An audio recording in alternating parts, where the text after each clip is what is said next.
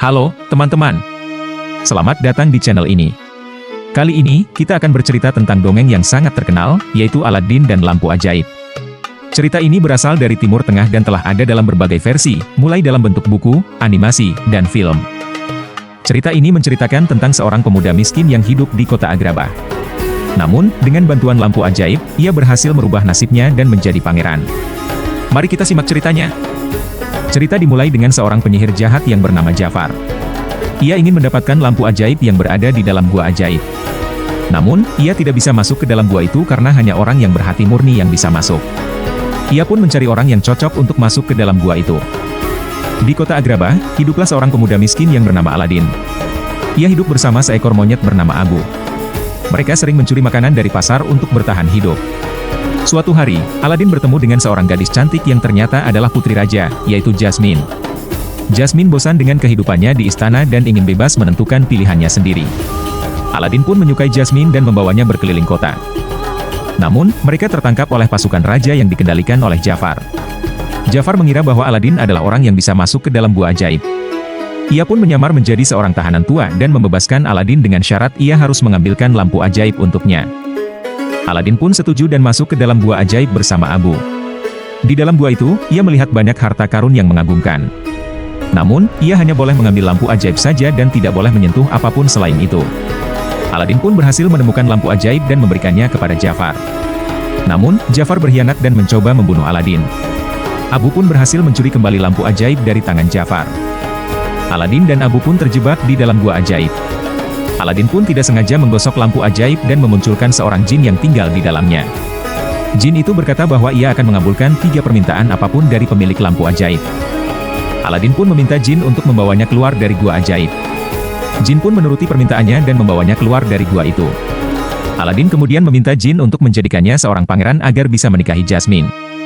Jin pun menuruti permintaannya lagi dan mengubah penampilan Aladin menjadi seorang pangeran tampan dan kaya raya.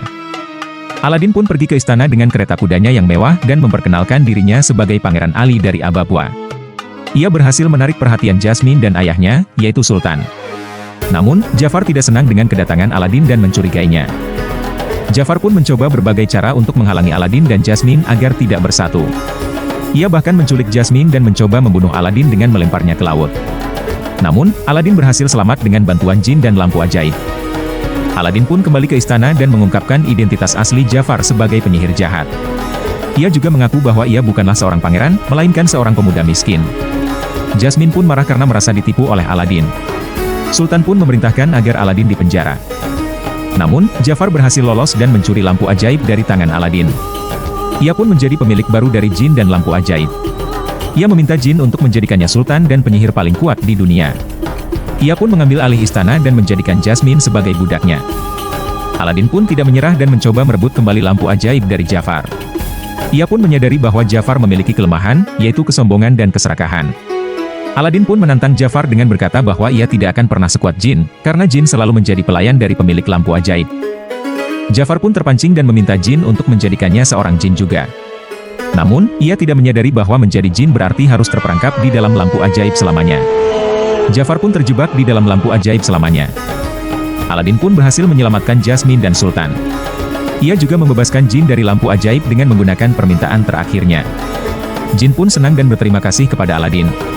Ia pun pergi menjelajahi dunia dengan bebas. Sultan pun mengubah aturan bahwa putrinya harus menikah dengan seorang pangeran. Ia membolehkan Jasmine untuk menikah dengan siapa saja yang ia cintai. Jasmine pun memilih Aladin sebagai suaminya. Mereka pun menikah dan hidup bahagia selamanya. Itulah cerita dongeng tentang Aladin dan lampu ajaib. Cerita ini mengajarkan kita bahwa kita harus jujur, pantang menyerah, baik hati, dan tidak tamak. Kita juga harus menghargai orang lain dan tidak meremehkan mereka karena latar belakangnya. Terima kasih telah menonton video ini. Dukung terus channel ini ya teman-teman, dengan cara klik like dan subscribe channel ini. Sampai jumpa di video berikutnya.